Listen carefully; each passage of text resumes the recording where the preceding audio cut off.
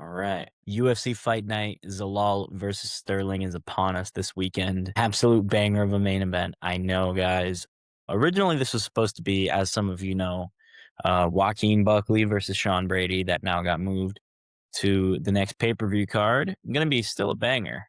That would have been actually a pretty sick main event, but I guess it's a good thing that they're not in the Apex. We are back in the Apex this week, unfortunately, but we got a bunch of fights, some of them pretty decent. We're going to break them down, starting with the early prelims and giving our predictions for each one. We start off with the first fight on the card, Talita Alencar versus Julia Pulsaretti. Wow, guys. I don't know how I'm going to pick between these two. I have no idea how I'm going to choose. I'm picking Talita Alencar. I don't really know either of these fighters that well. I know that Talita is making her debut, has a pretty decent record of 7-1-1. Julia has been in the UFC for a bit. Normally, I do favor girls who, or anyone really, who has a little bit more experience. Win or lose, UFC experience is a good thing. But the thing about these women's fight, man, is that if they're not going to be consistently winning, they're probably going to either be losing a bunch of fights, and if they're not losing all their fights, they're going to win one and lose one. And Julie over here is definitely a win one, lose one fighter, and she just won her last fight, so we're picking against her, all right? The MMA gods dictate that this woman will lose her next fight and then win one after that. So we're going to go with Talita Alencar. We move on to the next fight up the card, Max Griffin versus Victor Valenzuela. I don't know, guys. I'm picking against Victor here. I don't even know how he's in this fight. He got TKO'd in his fight in Dana White's Contender Series. The guy that beat him and won a contract is still yet to be scheduled for a fight, which is really funny to me. I guess he just took this one on short notice against Max Griffin, of all people. People forget, man. Max Griffin does have a win over Carlos Condit. So, Max Griffin, he's kind of a vet at this point. He's kind of fought like everyone at welterweight. He's fought I think his last fight he fought Chris Curtis, and Chris Curtis is pretty decent, and it was a split decision. And that's another thing. The guys that he is losing to, he's going to split decisions with these guys. They're usually pretty close fights. I will be picking Max Griffin. Victor over here got absolutely beat up and battered in his fight. He, that's his one lone UFC appearance, basically. He's taking this fight on short notice. He fights wild. I think Max Griffin is going to be able to, craft mac and cheese it up. I think he's going to slow the fight down and do what he does and make it a really, really close fight. If he ends up losing by split decision, all right, it doesn't matter. All right, I'm picking just a split decision to happen in this fight. No, I think Max Griffin should have this not pretty easily, but he has beaten decent guys, has lost to some decent guys too. But yeah, even though he is on a bit of a losing skid, I think Victor over here is a much, much lower level competition for him. So I'm going to pick Max Griffin by crafty vet split decision. We move on to a fight that I have not done very much research on because this fight was also just like recently added. We got Francis Marshall versus Lucas Brennan. I don't know either of these guys that well. I'm just going to go ahead and go with the clavicular method of choosing whichever guy is mogging more. He ended up getting probably more picks right than me, and he doesn't watch MMA at all. He was just going off of who looks better. Honestly, if you're going off of build, if you're just going just straight build, Francis Marshall, all the way. Yeah, I'm picking Francis Marshall. Francis Marshall by whatever way he wants. But anyways, we move up the card. Rafael Filo versus Cody Durden. I think Cody Durden is about to get slimed out. Rafael Filo is actually a grappler himself, and I think that's why I'm going to pick him to win against Cody Durden. Cody Durden just straight up is not the fighter he used to be, and he was never really even that good, unfortunately. You know what he wants to do. He usually has very boring fights. He wants to take you down to the mat. He wants to hold you there. He wants to smudge you into the canvas until hopefully he gets the win. But yeah, man, Rafael has been in the UFC longer. He's had a couple of fights. He's beaten some decent guys. He's beaten Ode Osborne. And yeah, like Cody Durden has also he's been in the UFC a while as well, and he has some wins over some decent guys, but it's just nothing that impressive in my opinion. And it's like I feel like lately he's kind of just been inactive, just been losing a lot. I can't believe they were going to give this guy Malcolm Wallmaker. Malcolm Wallmaker would have sent this guy into the shadow dimension. And yeah, I think in Cody Durden's last fight, he literally lost to like some dude with like 10 million syllables in his name that he should have absolutely beat, and he did it. So it's like there's no way I can ever pick Cody Durden. I think he's washed at this point. He's done for. Yeah, I'm picking Rafael Filodo. Call this guy J Filodo. We move on to another women's fight. Marina Bueno Silva versus Michelle Montague. We got some interesting names over here. If you're looking for value, I'm not gonna lie. Marina Bueno Silva is probably a massive underdog. And she is on a crazy losing streak at this point, which is real unfortunate. This chick, she challenged for the title like not that long ago with that good old classic barn burner against Raquel Pennington. It's like she hasn't really necessarily beaten great people. Her very last win was against Holly Holm, like the dinosaur, right? The fossil Holly Holm. And yeah, it's like she's fought good girls. I think she also ended up fighting Norma Dumont. I think she suffered that horrible, horrible cut, one of the worst cuts I've ever seen in my life. And Michelle Montague, she's actually this girl coming from the PFL. If I do remember, she is coming off a win over a pretty decent girl. I think it was pretty recent that she had that fight. So I am gonna pick Michelle Montague, but I'm not gonna lie, man. Like if Bueno Silva can pull off a sub, I don't know if she's completely washed at this point in her career. But yeah, when she does fight, I'm not gonna lie, her last couple fights she hasn't looked great, but it's like I don't know, man. It's like I believe in these people who just go on these crazy long losing streaks. It's like they gotta get a win eventually. But Michelle Montague, sadly, it's like they gave her a pretty good girl. I don't know what this matchmaking is, but it's like, yeah, because it's like Michelle Montague should be getting a higher level opponent at this point. But it's like, here's what it is. That's why I'm picking her. That's why I'm picking Montague over here. We move on to the middleweights. Jackson the Moose McVeigh versus Cedricus Dumas, our favorite felon, Cedricus Dumas. I saw this guy live in Miami, and he got absolutely TKO'd. He actually has a weirdly good record, 10-4. Well, not good, but like you would have thought that he would have lost more. I guess all four of those losses must have been in the UFC because I've definitely seen this guy lose at least 4 times. He loses a lot. That one no contest, I'm pretty sure, was when he got kicked in the balls at Noche UFC, and he found a way out. And Jason McVeigh over here, his lone loss is to Zachary Reese. Zachary Reese is pretty decent.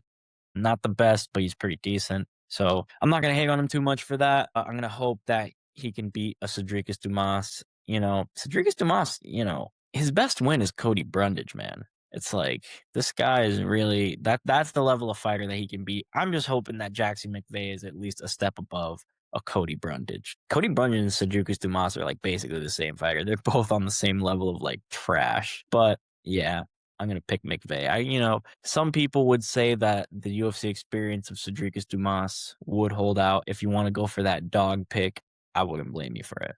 But anyways, we move on to the featured fight of the prelims. Rodolfo Vieira versus Eric McConico. This is an interesting fight for me because both of these guys are coming off of TKO losses. Rodolfo Vieira coming off of a loss to Bo Nickel. He ate a brutal head kick, got knocked out. Eric McConico losing to a guy who just recently debuted, Susakayev. I'm pretty sure he got teeth kicked into the stomach, got finished from body strikes. But that dude does have he has a nasty teeth kick. Susakayev is pretty good, but he is not ranked, and it was his debut after he had just had a fight a couple weeks before that on Contender Series. So on paper, it's a worse loss. Rodolfo Vieira did get completely slimed out, but it's Bo Nickel, who was coming off a TKO loss to RDR, was fired up, had something to prove in that fight, and he definitely proved it. But in saying that, I think I am going to pick Eric McConico. I feel like these two are honestly like on the same level of like trashness. Rodolfo Vieira, he at least can get a couple of submissions. But yeah, he can't hurt a fly on the feet.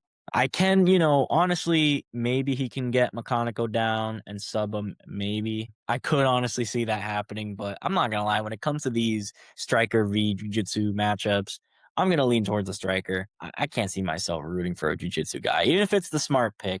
All right. I'm not gonna go to the dark side, go to the homosexual side. I ain't gonna do it.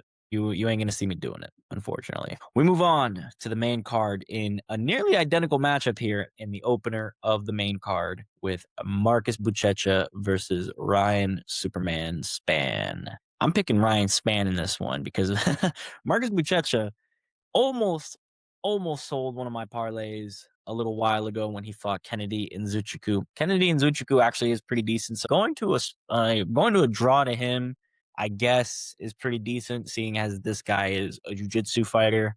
But yeah, man, he's a gay little jiu-jitsu nerd. Ryan Spann, since bulking up to heavyweight, I think truly this is his division because he is powerful as hell. Even at light heavyweight, he was powerful the way he just knocked out Dominic Reyes with just a jab, basically. And at heavyweight, I think he's better off in this division because he can get away with some of the bad fight IQ mistakes that he makes. He goes out there and he does some pretty questionable things sometimes. But man, he's powerful. I could see him absolutely bullying Marcus Buchecha. I see him getting a nasty knockout. Yeah, man. Ryan Spann by Superman punch. Superman punch TK. No, I'm just playing. But I do see him getting a nasty knockout, unfortunately, for Buchecha.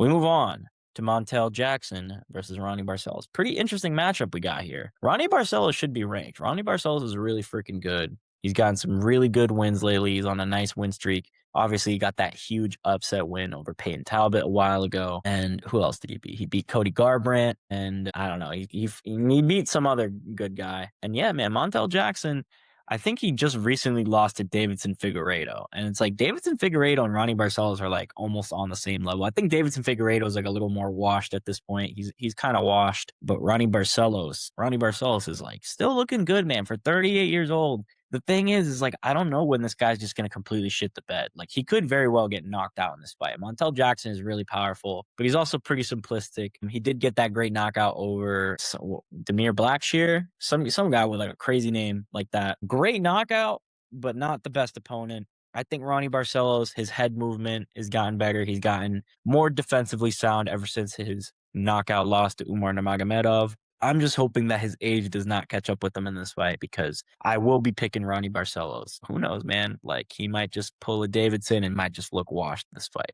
I really hope he doesn't get knocked out. But Montel Jackson is really powerful. He could hurt Ronnie Barcelos. He could. But I'm just hoping that Ronnie Barcelos can take him down early, take the wind out of his sails a little bit, and get himself a crafty vet victory. We move on to another crafty vet in Davey Grant going up against Juan Adrian. What the hell is his name? Margaretti. No, it's like Juan Adrian Marinetti. But yeah, I'm picking Juan Adrian over here. Don't know too much about this guy. We're casuals here. We don't watch tape. You already know the drill.